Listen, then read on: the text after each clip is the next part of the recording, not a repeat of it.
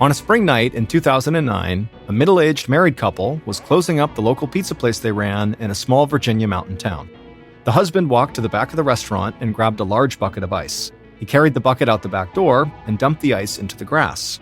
He stood up, and for a moment, he just felt the cool breeze on his face. It was a nice change from the hot pizza ovens he'd been working around all night. But then, right before he turned to go back inside, he heard screaming coming from inside the restaurant. Without hesitation, he dropped the bucket and ran inside. But when he discovered what was happening in there, all he could do was turn and run for his life. But before we get into that story, if you're a fan of the strange, dark, and mysterious delivered in story format, then you've come to the right podcast, because that's all we do, and we upload twice a week, once on Monday and once on Thursday. So if that's of interest to you, tell the follow button you have a hilarious joke, and then spend 20 minutes on the setup, but then never give them the punchline. Okay, let's get into today's story.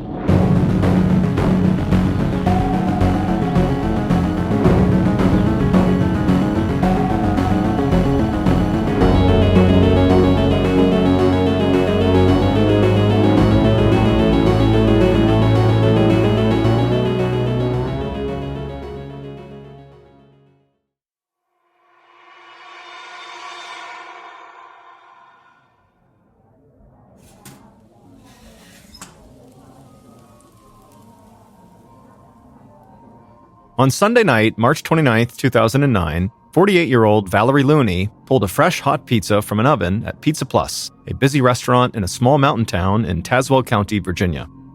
Valerie slid the pizza onto a serving tray and then walked around the front counter and delivered it to a booth filled with local police officers. The officers thanked Valerie by name and then dug into their pizza. Valerie checked on the other diners, who had filled up almost all of the booths inside the restaurant, and then afterward, she headed around the front counter and went back into the kitchen. And there, she saw her husband, Harvey, standing by one of the pizza ovens. Valerie was short with cropped brown hair, and Harvey was a big guy with gray hair and a bushy beard. But despite the huge differences in their physical appearances, everybody who knew them thought they had always looked perfect together. Harvey pointed to the clock hanging on the wall by the oven, and he grinned at his wife. He said it was only a few more hours until their 29th anniversary. Valerie smiled back and then jokingly told Harvey to get back to work. Valerie had been the manager at Pizza Plus for over 10 years, and her husband Harvey had been working for her for the past 7 years. The couple knew a lot of people would shudder at the thought of working alongside their spouse day in and day out, but it was actually what Valerie and Harvey had always wanted. In fact, while other people might dream about, making a ton of money or traveling the world, all Valerie and Harvey ever wanted was just to spend as much time together and also with their son Chris as possible. And so Valerie and Harvey working together accomplished a portion of that goal. Harvey got back to work, like his wife had jokingly suggested, and he began to prepare some pizza dough for the next order. As he did that, Valerie stood up on her toes and gave Harvey a kiss on the cheek, and then she headed back into the restaurant's dining room. Pizza Plus was a really popular restaurant in this little town. The entire town only took up a few square miles, and it was surrounded by thick woods and then mountains beyond that, and at times, the people who lived there could feel isolated from the rest of the world.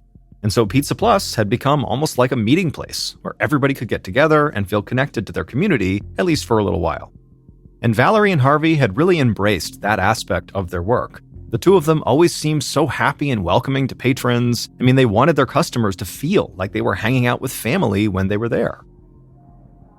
Valerie made her way through the dining room, and she checked in with the police officers to make sure their pizza was good. They told her it was delicious, as always. Then Valerie stepped towards the next booth, but she suddenly stopped and stared down at the floor.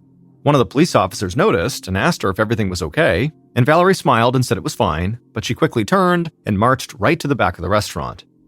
When she got there, she stepped into the supply closet near the back door, and she saw her employee, Brian Lee, bent down and stocking some shelves. Brian heard his boss approaching him, so he slowly stood up and he turned around.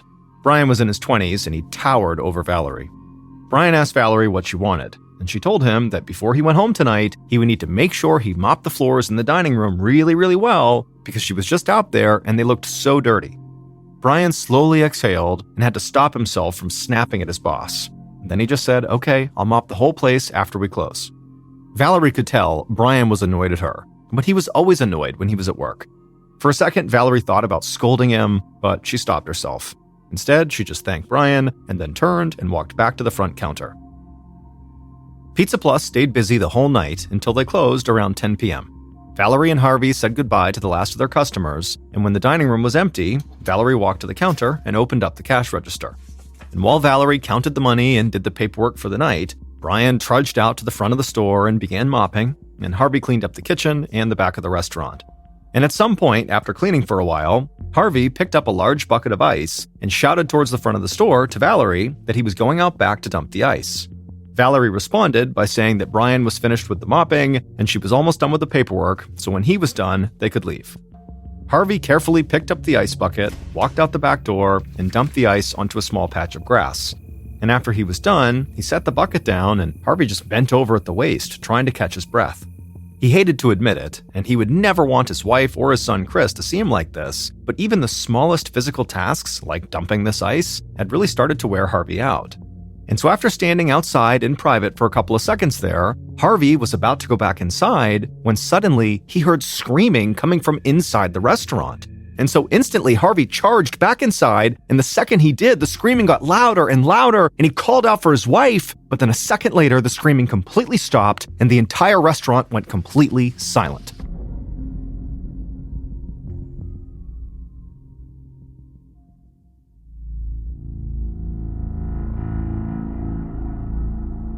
At 8:40 a.m. the following morning, a woman named Mary Fulen walked down the street towards Pizza Plus.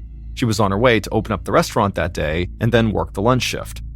Mary passed a car wash not far from the restaurant, and she waved to a couple of people outside trying a car. Then she walked a bit further down the street and went around to the back of Pizza Plus. When she got there, she looked down and reached into her pocket to grab her key to the back door.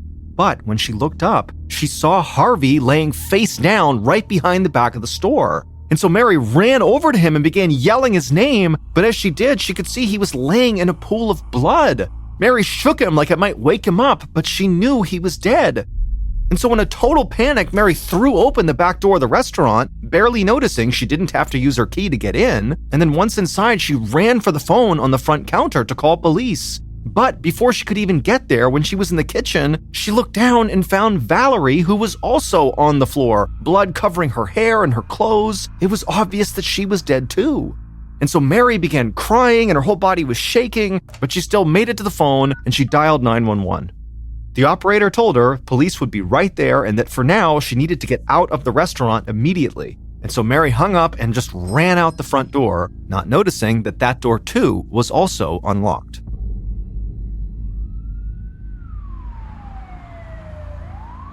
A few minutes later, the Tazewell chief of police, David Mills, pulled up in front of the Pizza Plus and just sat there in his car for a minute. When the call had come into the station, Mills and the small group of officers who worked under him couldn't believe it.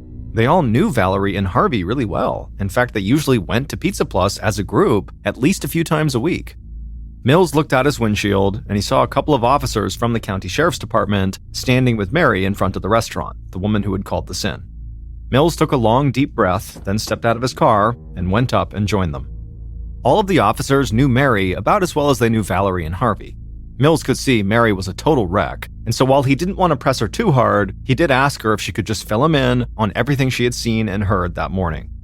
Mary told Mills she'd been coming in to open the restaurant when she had found Harvey out back, and then when she ran inside to use the phone, she found Valerie lying on the kitchen floor.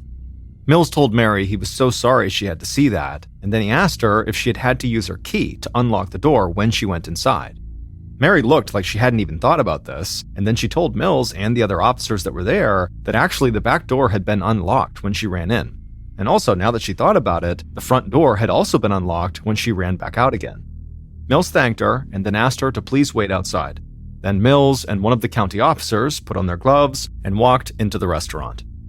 The sight of Valerie laying there on the kitchen floor, surrounded by a huge pool of blood, almost knocked Mills back. He had known Valerie for years, and he couldn't remember a single person ever speaking badly about her. It might sound foolish to people outside of the area, but as the manager of the local pizza place, Valerie was a huge part of this community. And sometimes, after a bad day, a good slice of pizza and a great conversation with Valerie could turn everything around. Mills and the county officer went over and knelt down and began to examine Valerie's body, and it was even worse than they thought. Valerie had several horrible wounds on her head and neck. In fact, she had been attacked so violently that she had almost been decapitated. After a moment, Mills and the other officer stepped back from the body, and they both just could not believe what they were looking at. This was not a town where homicides happen very often. And for these two officers, and basically all the officers on site, they had never dealt with anything this gruesome. Mills and the other officer collected themselves, and then Mills noticed that from where he was standing, he could see the front counter. And he noticed at the front counter was the cash register, and the drawer was open, and it appeared to be empty. So Mills's first thought was that somebody had come in to rob the place when Valerie was counting cash and closing for the night. And maybe Valerie put up a fight, and the robber attacked her and killed her. And then obviously at some point after that, Harvey must have gotten involved and gotten attacked and killed too. The investigators headed down a hallway to the back door, and they stepped outside. And there, they saw Harvey's body on the ground. He did have one major wound, but it didn't look like the attack on him had been nearly as violent as the one on his wife. Mills knew they still needed to do a thorough sweep of the restaurant, but already just the sight of these two bodies made it clear to him that neither the local police nor the county sheriff had the resources to deal with a case like this on their own. There had not been a recorded robbery homicide in the county in 20 years, and as far as Mills knew, there had actually never been a double homicide in this area, and certainly not one that involved this level of brutality. So Mills grabbed his cell phone and he made a call to the Virginia State Police. And then after the call, he and the other officer went back into the Pizza Plus and began searching the entire restaurant. And it wouldn't take them long to find multiple pieces of evidence that seemed to paint a picture of a vicious struggle that had taken place the night before. Mills located blood spatter on the pizza ovens not far from Valerie's body, and he saw bloodstains in the sink, like maybe the killer or killers had tried and failed to clean up after themselves. Then Mills heard the other officer calling for him. The officer was standing a few feet away from the pizza ovens, staring at a fire extinguisher that was hanging on the wall.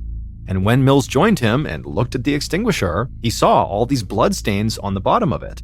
And so it seemed like the extinguisher had to have been one of the murder weapons. A moment later, the two policemen left the kitchen and headed down towards the hall towards the back door again, where Harvey's body was. They had already searched the area once, but this time they were going to do a more thorough search. And this time, they noticed a mop leaning up against the wall next to a bucket. Mills walked over to it and knelt down, and he noticed in the mop head were several pinkish spots that looked like blood. And what struck both investigators about this mop and the bloody fire extinguisher as kind of odd was that after both items had been used, it looked like they had been placed back where they belonged. They just kind of put them back as if nobody would notice. And so Mills and the other officer began speculating about who would do something like that. And they both agreed that, while this was kind of a flimsy theory, it seemed like maybe it was an employee who was responsible, because an employee would know where the fire extinguisher went and where the mop went. They both seemed to be back where they belonged. And so perhaps just kind of out of habit, they put those things back. A few minutes later, Mills and the other officer started yet another walk through the restaurant. And as they did, they heard several cars pull up out front. Mills stopped what he was doing and went outside, and there he saw members of the Virginia State Police and a state forensics team heading his way. A man wearing a dark suit extended his hand and introduced himself as Agent John Santola of the Virginia State Police. Mills shook Santola's hand, introduced himself, and said he was glad to have some help. Then Agent Santola and the forensics team walked inside the restaurant to take blood samples and look for other possible DNA samples, and as Mills stood there outside, something suddenly hit him. He would now have to go tell Valerie and Harvey's son, Chris, that his parents were dead.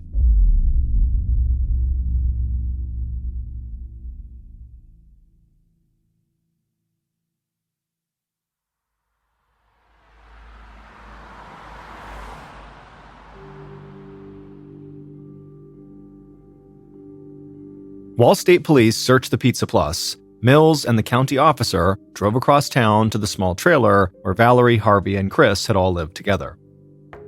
When they got there, Mills walked up to the door and knocked, and shortly after, Chris answered.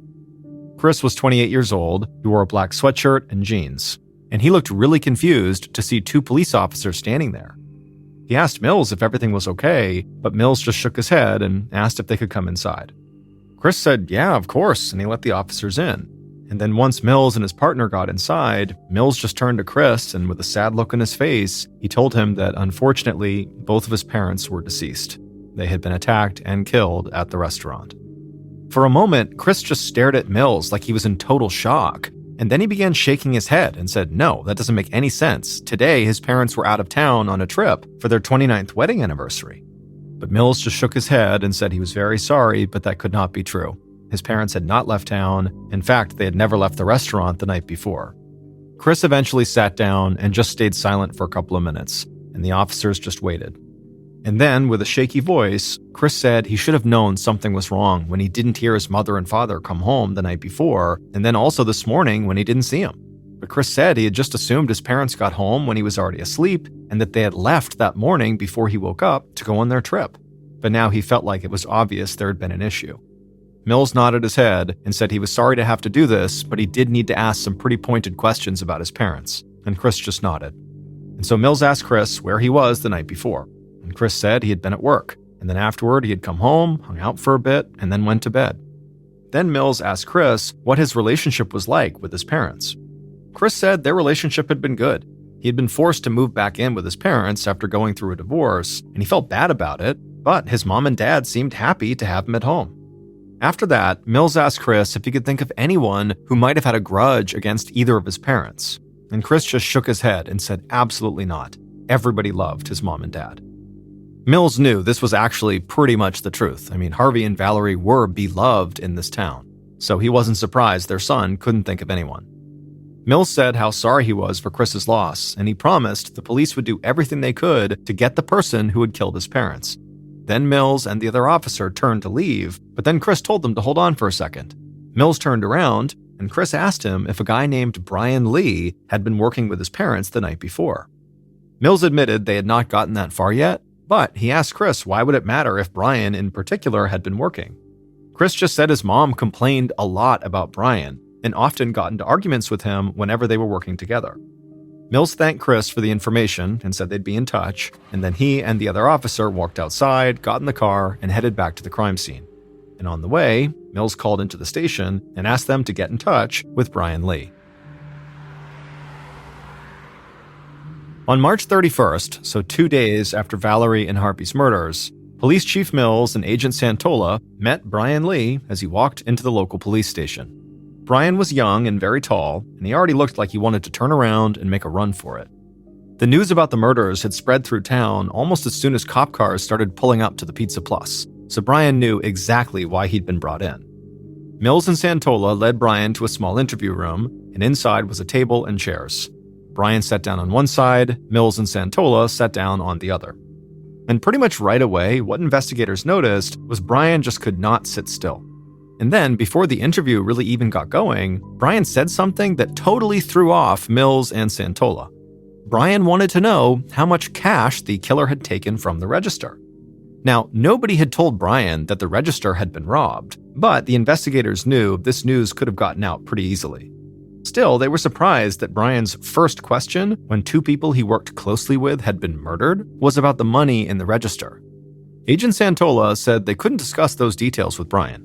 And then after that, he asked Brian to please talk them through the last time he had seen Valerie and Harvey. Brian said he'd been working with the couple on the night they were killed, and the place had been pretty busy. Then, once they closed, he said he mopped the whole restaurant, just like Valerie had told him to do, and then after that, he clocked out and he left. Now, right away, the mop stood out to Mills because they had found blood on the head of the mop. And so Mills, as discreetly as he could, asked Brian where he left the mop when he left. And Brian quickly said he left it close to the back door, where it was supposed to go. Mills followed up this question by asking if anybody else was still at the restaurant when he had left. Brian seemed confused, and he said, yeah, of course, Valerie and Harvey were still there. Valerie was doing paperwork, and Harvey was waiting for her to finish. After he said this, Santola just stared across the table at Brian, not saying anything, and this seemed to really make Brian uncomfortable. But Santola was not actually trying to intimidate this kid or anything. He was just trying to size him up to see if he fit the profile of the murderer. Brian was young and certainly looked strong enough and big enough to overpower the older married couple. But Valerie's murder had been so violent, so gruesome, that Santola really believed the killer had to have been harboring some deep anger against her. This just didn't seem like a crime that could be committed by a stranger. Santola finally broke his silence and asked Brian if he'd recently had an argument with Valerie, and Brian responded by laughing. Santola and Mills looked at each other confused. This was not the response either of them had expected. But then Brian explained and said that he and Valerie had a whole bunch of arguments all the time, because in his opinion, Valerie was a really tough manager and she was always riding him at work. And sometimes he just didn't want to put up with it, and so he snapped back at her and they'd get into these arguments. But then Brian noticed the investigator's reaction to his laughing, and he quickly stopped laughing and got a much more serious look on his face. And then he clarified by saying that, he might not have liked Valerie as a boss, but he would never hurt her. That was crazy. A lot of people don't like their bosses, but they don't kill them. Santola and Mills would follow up with a few more questions, and then eventually they would tell Brian he could leave. But as soon as he was gone, they both agreed that Brian was definitely a primary suspect. Over the following days, local, county, and state investigators looked further into Brian's background. And as they did that, they waited for results from tests that the crime lab was running on the blood samples that had been found at the crime scene. But while they waited, Santola and Mills did not want to overlook any possibilities. They both believed the most likely killer was somebody who worked at Pizza Plus, even if it turned out not to be Brian. So they went ahead and met with every single current employee. But when they spoke to Mary, the employee who had actually found the two bodies and called 911, she said she thought there might be another possibility. She said the car wash that was right by Pizza Plus was one of the main spots in town where people bought and sold drugs. And Mary said some of these buyers and dealers, who were pretty easy to spot, came into the pizza place quite often. And she said one of those people in particular, a guy named Homer, was really creepy. In fact, Mary and Valerie talked about how creepy Homer was. Mills got some information about Homer from Mary and then thanked her for the help. Now, Mills knew there had always been issues with drugs around that car wash, but these were not big-time drug dealers or anything. And so the idea that one of them had been crazed enough to rob the Pizza Plus and brutally murder two people inside seemed far-fetched. But still, Mary had said Valerie had been creeped out by this Homer guy, and so Mills and Santola couldn't ignore that. The investigators would track Homer down at the car wash, and at first glance, he really wasn't scary or angry or creepy or anything. He was just really quiet-seeming. Santola asked Homer if he had recently spoken to Valerie or Harvey, and Homer would say he had seen both of them at Pizza Plus on the night they died, but he had not spoken to either of them. But Mills quickly jumped in and said that didn't make sense, because if Homer really went into the restaurant that night, he definitely would have talked to one or both of them when he was ordering or getting his food. But Homer shook his head and said he actually didn't go inside the restaurant. He said he had just sat in his car in the Pizza Plus parking lot, and then through the window, he had seen Valerie, Harvey, and all the other patrons and employees inside the restaurant. Mills was confused and asked Homer, wait a minute, you just sat in the parking lot watching people eat pizza? And Homer, whose expression was totally neutral, just nodded and said, yeah. And then he said after a few minutes of sitting there watching people eat, he drove home. Santola and Mills didn't know what to make of Homer. They tried to ask him questions to figure out why he was doing that and did he do this often, but really Homer didn't offer much of anything. He just seemed incredibly creepy. And so eventually, when the investigators left because they weren't getting anywhere talking to Homer, they got in their car and they're both like, wait, who is this guy? Was he a stalker? Is he casing the place so we could rob it later? Or is he just kind of strange and lonely? But whatever the answers were, the investigators now had another viable suspect. In addition to the Pizza Plus employee, Brian, they now had Homer. And they held out hope that when all the forensics evidence came back, it would point to one of them.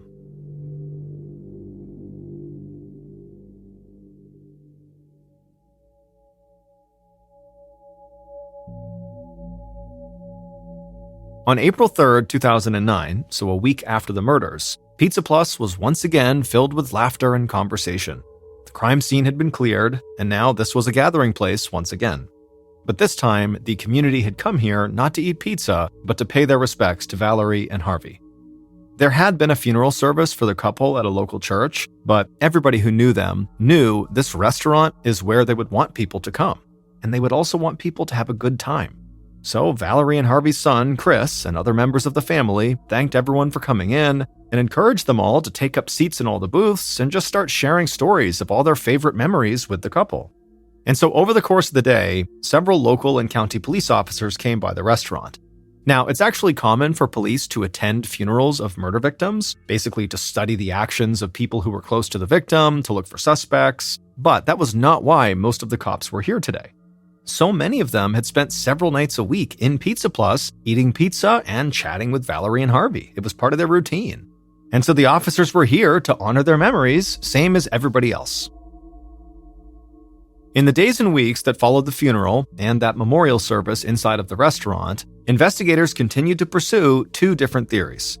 The first theory was that Brian, or another Pizza Plus employee, had some issue with Valerie or Harvey or both, and they carried out the murders as a result of that. The other theory was Homer, the man who had watched Valerie through the window from the parking lot, who also was involved in drugs, could have killed Valerie and Harvey because he was robbing the place for drug money. Or maybe he killed them for, some other motive that had not been discovered yet. And so police interviewed and re-interviewed everybody working at Pizza Plus, and they also expanded their search to include former employees. And simultaneously, they looked into people who were associated with Homer. But none of these interviews really led anywhere. And to make things worse for investigators, the test results from the crime lab came back as inconclusive. The forensics team had identified the victim's blood in the restaurant, but they could not find clear DNA samples pointing to anybody else. Eventually, Agent Santola got called away from the case to work on other state police business, and the case really began to weigh even heavier on Police Chief Mills, who now was basically running the investigation on his own. And pretty quickly, Mills began to lose sleep over this case. He felt like his team was always so close to solving the crime, but no new concrete evidence ever appeared, and so they never had enough to pin the murder on any of their suspects. Months and months went by, and then years went by, and still Mills could not figure out who killed Valerie and Harvey. And then eventually, when still this case had not been solved, Mills retired. And so with Mills gone and no new leads coming in, this double homicide became the only cold case in Tazewell County. And so family and friends had all but given up on the chance that Valerie and Harvey's killer would ever be brought to justice. But then, years after the murders, a new police chief and a new county sheriff decided that reopening and solving this cold case had to be their top priority. And they made a decision that would finally crack the whole thing wide open. On February 13, 2013, almost 4 years after Valerie and Harvey's murder, a man named Rich Byington walked into the Tazewell County Sheriff's Department. Rich looked like an average middle-aged guy in a golf shirt and khaki pants, but he just so happened to be one of the most effective interrogators in the entire United States. Rich was so good, he actually taught other members of law enforcement how to interrogate, and he taught a very specific form of interrogation. It was known as the Reed technique. The new sheriff and one of his deputies met Rich as he walked into the building. The sheriff thanked him for coming in, and Rich said he was happy to help. Rich had spent the last several weeks going over the cold case and talking with past and present law enforcement officers who had worked on it. And Rich, like the sheriff, knew that these officers were smart, dedicated, and hardworking, but none of them had had any real experience interrogating murder suspects until the murders of Valerie and Harvey. And Rich believed that employing the right interrogation tactics with this case would make all the difference. He felt like he just needed a chance to sit down face to face with one of these potential killers. The deputy led Rich into an interview room, and both men would sit down on the other side of a table from one of the major suspects in the case. And not long after that, Rich began his interrogation. Among other things, the Reed technique creates a high-pressure environment for the person being interviewed, and it combines this pressure with words and acts of sympathy shown towards the suspect. And so Rich, who was famous for using the Reed technique, began using it during this interview. And throughout the interview, as planned, the suspect could never really seem to get their footing, and every time they started to look comfortable, Rich would throw a question at them or made an outright accusation that sent the suspect back into a panic. Hours went by, and the deputy could not believe that Rich just never seemed to tire. He just kept going, wearing the suspect down, and then making the suspect believe the police were really on their side, over and over and over again. And then finally, well into this interview, in this totally calm, caring voice, Rich laid out to the suspect what he believed had actually happened to Valerie and Harvey. And the Reed technique must have worked, because as Rich spoke, this suspect, who police had interviewed multiple times over the course of several years, finally broke down and confessed to everything. By the time Rich left the sheriff's department, investigators finally knew who had murdered Valerie and Harvey Looney.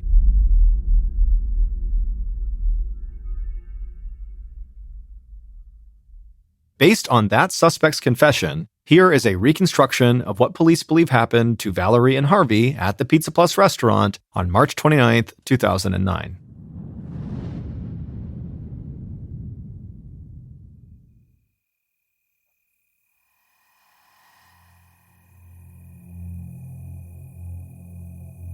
That night, around 10:30 p.m., the killer walked across the Pizza Plus dining room towards the front counter. There, they saw Valerie, bent over the register, counting out the cash. The killer cleared their throat to get Valerie's attention, and Valerie looked up, at which point the killer asked her a question. And when she answered, the killer started shouting at Valerie, but Valerie wasn't intimidated. She shouted right back, and soon the two of them were having a full-blown fight right there in the middle of the restaurant. And at some point, the killer got so mad and so frustrated that they rushed at Valerie, and Valerie screamed and tried to run away, but the killer chased her into the kitchen and grabbed her with one hand, then picked up a large knife with the other. Valerie struggled and fought, but she couldn't break free, and the killer raised the knife and slit Valerie's throat. Valerie fell to the floor, bleeding profusely, and the killer just dropped the knife. But suddenly, the killer heard shouting and footsteps coming from the back of the restaurant, and so the killer turned and saw Harvey charging down the hall. The killer rushed at him, and Harvey managed to punch the killer, but he quickly realized he was no match for them, and so Harvey turned and tried to run towards the back door, but the killer followed and managed to grab Harvey right by the door, and the killer wrapped their hands around Harvey's throat and began to choke him. Harvey fought as much as he could and managed to stumble out through the back door onto the ground outside. The killer scrambled to their feet and managed to grab Harvey's throat again and kept on squeezing. But at some point, Harvey managed to buck the killer off one more time, and the killer was about to re-engage for a third time when Harvey just kind of abruptly fell forward on his face and just lay there motionless. It would turn out Harvey actually just had a heart attack. And so the killer just stood there for a second, not really sure what to make of this, and then they turned and ran back inside to the kitchen. There, they saw Valerie face down in a pool of blood, but the killer wanted to make sure she really was dead. So the killer grabbed the fire extinguisher off the wall, stood over Valerie, and raised it up and began slamming it down over and over again into the back of her head. And after nearly decapitating her, the killer put the fire extinguisher back where it went on the wall, blood still all over it, and then they picked up the knife they had used to slit Valerie's throat. Then they walked out through the back door to where Harvey was still lying motionless on the ground, and just like the killer had done with Harvey's wife, they wanted to be sure Harvey really was dead. So the killer bent down and used that knife and slit Harvey's throat as well. After that, the killer went inside, they grabbed the mop and bucket by the back door, they went to the kitchen and filled that bucket with water. They grabbed the cash out of the register and pocketed that, and then they mopped their way out through the back of the store, trying to get the floor as clean as they could without spending too much more time inside of the restaurant. After wringing out the mop and emptying the water, the killer left the mop and bucket by the back door, walked outside past Harvey's body, and disappeared into the night. The following day, the killer went into work like nothing had happened, and then they went home and waited patiently for the police to arrive to tell them that their mother and father had been killed. Valerie and Harvey's son, Chris Looney, murdered his parents in cold blood. It turned out that after his divorce, Chris had been struggling with money. And so Valerie and Harvey had helped him for a while, but they had had enough. So on the night of the murder, Chris went to Pizza Plus one last time to ask for money, but Chris had already planned on killing his parents if they denied him. Because Chris knew his parents had a $245,000 life insurance policy, and Chris was the beneficiary. And so when Chris's mom refused to give him money and started fighting with him in the restaurant, Chris went through with his plan B. He murdered his parents and then stole the money from the cash register to make it look like a robbery. Investigators had suspected Chris once they learned about this life insurance policy, but it was also the placement of the fire extinguisher and the mop that made him stand out to the police. Mills and the other investigators had always suspected a Pizza Plus employee had carried out the murders, because the fire extinguisher, which was one of the murder weapons, and the mop had been put back exactly where an employee would put them, almost like it was habit. That was one of the primary reasons they had suspected Brian Lee early on. Now, Chris was not a Pizza Plus employee, however, when he was younger, he had been. And so over the course of several years, Mills and others felt like they were close to being able to prove Chris had done it, and they had interviewed him several times, but they could never find enough evidence or get him to admit to the crime. That is, until the new leaders of the investigation called in Rich Byington, the interrogation expert, for help. And after Rich faced off with Chris would confess to the murders and would tell police exactly how and why he had killed his own parents. Chris Looney was found guilty and was given 2 life sentences. After the trial, members of Valerie, Harvey, and Chris's family issued a joint statement. It said, quote, "Chris, we love you and forever will love you, but we cannot forgive what you have done." End quote.